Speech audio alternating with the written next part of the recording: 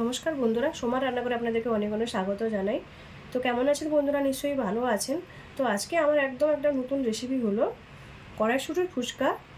তো ভিডিওটা শুরু থেকে লাস্ট পর্যন্ত জরুর দেখবেন বন্ধুরা। আজকে আমি বানাবো কড়াইশুঁটির একটা ফুচকার চটপটি। তো তার জন্য আমি এখানে কড়াইশুঁটিটা নিয়েছি। এটা আমার ফ্রিজারে ছিল, ফ্রিজার করে রেখেছিলাম আমি কড়াইশুঁটিটা। তো এটা আমি কুকারের মধ্যে ঢেলে দিব। আমি এখানে অল্প করে জল দিয়ে দিব সেদ্ধর জন্য, যতটা লাগে খুবই অল্প করে জলটা দিলাম। এবার স্বাদ মতো নুনটা আমি দিয়ে দিচ্ছি। এটা আমি 2টো সিটি লাগিয়ে নিব। ভালো করে ম্যাশ করে নিয়েছি। এখানে আমি সেদ্ধ করা টুকরো আলু দিয়ে দিব। আলুটাকেও ম্যাশ করে নেব আমি ভালো করে। এখানে আমি ভালো করে ম্যাশ করে নিয়েছি আলু আর মটরশুঁটিটাকে। এবার কি কি লাগবে এখানে আমি নিয়েছি ধনেপাতা কুচানো আছে। এখানে আমি ধনেপাতার পুদিনা চাটনি নিয়েছি। এখানে তেঁতুলের চাটনি নিয়েছি, তেঁতুল আর খেজুরের চাটনি আছে। এখানে এখানে পেঁয়াজ কুচিয়ে নিয়েছি।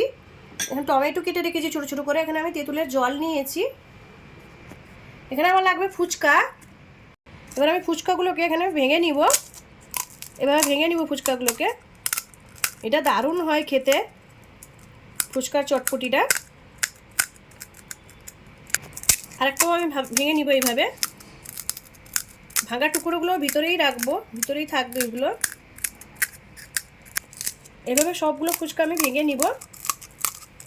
দেখুন খুব সুন্দর করে ভেঙে নিয়ে আমি ছেদ করে নিব। দেখুন এইভাবে আমি ভেঙে নিব সবগুলো। তেঁতুলের জলের মধ্যে আমি ধনেপাতা পুদিনা পাতার পেস্টটা দিয়ে দিব, দিয়ে এভাবে গুলে নিব, মিক্স করে নিব।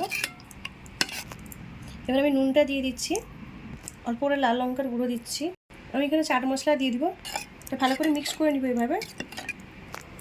এবার আমি এখানে ঢেলে দিব, অল্প করে রাখবো আমি, এটা লাগবে পরে আবার। এটাকে ভালো করে মিক্স করে নিব মটর আর আলুটাকে। এবার স্বাদ মতো আমি নুনটা দিয়ে দিলাম। নুনটা দিয়ে ভালো করে এভাবে মিক্স করে নেব আমি। এবার আমি ধনেপাতার কুচিটা দিয়ে দিচ্ছি, ভালো করে মিক্সটা করে নেব। একদম ভালো করে মিক্স করে নিলাম।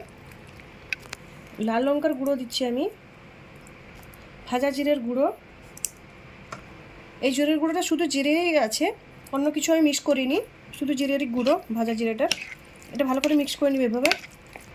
অল্প করে খালি কাঁচা পেঁয়াজটা দিয়ে দিলাম, আর একটু ঝুরি ভাজা দিয়ে দিচ্ছি। আমি ফুচকার যে গুঁড়োটা ছিল সেটা আমি উপর থেকে ছড়িয়ে দিলাম। এটাকে ভালো করে মিক্স করে নিব এইভাবে। এটা দারুণ খেতে হয়। তো এইভাবে আমি ফুচকার মধ্যে ভরে নিব। অনেকটাই টেস্টি হয়, একদমই অন্যরকম হয় এই ফুচকাগুলো। এভাবে ভালো করে ভরে নিব। আর একটাতে আমি ভরে নিব, একটু জায়গা রাখতে হবে।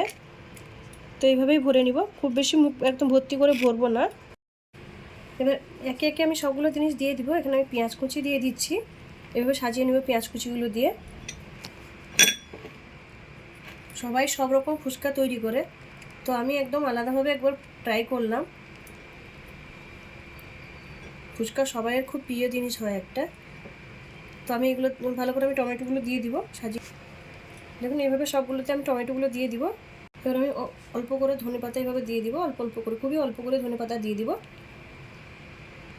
আমি এবার চাই যে গ্রিন চাটনিটা দিয়ে দিব, সবই অল্প অল্প করেই দিয়ে দিব এইভাবে। এবার আমি যে তেঁতুলের জলটা যে আছে এটা আমি দিয়ে দিব, এভাবে দিয়ে দিব সবগুলোতে। সবার লাস্টে এখানে মিষ্টি চাটনিটা, যে খেজুর আর তেঁতুলের চাটনিটা গুড় দিয়ে করেছি আমি, এই চাটনিটা দিয়ে দিব। এভাবে চাটনিটা আমি ছড়িয়ে দিব। এটা আপনারা চাটও বলতে পারেন, ফুচকাও বলতে পারেন, দারুণ লাগে এটা খেতে কিন্তু। এখানে আমি ভাজা জিরের গুঁড়ো অল্প অল্প করে ছড়িয়ে দিব এইভাবে উপর থেকে। এবার ঝুরি ভাজা দিয়ে দিব। এবার লাল লঙ্কার গুঁড়ো, খুবই অল্প করে লাল লঙ্কার গুঁড়ো দিব। অল্প করে চাট মশলা দেবো, চাট মশলা আমার দেওয়া আছে, তবেও খুব সামান্য করে একটু চাট মশলাটা দিয়ে দিলাম। এবার আর একটু করে আমি এভাবে তেঁতুলের জলটা দিয়ে দিচ্ছি, খুবই কম করে। বেঁচে থাকা ফুচকার টুকরোগুলো দিয়ে দিব।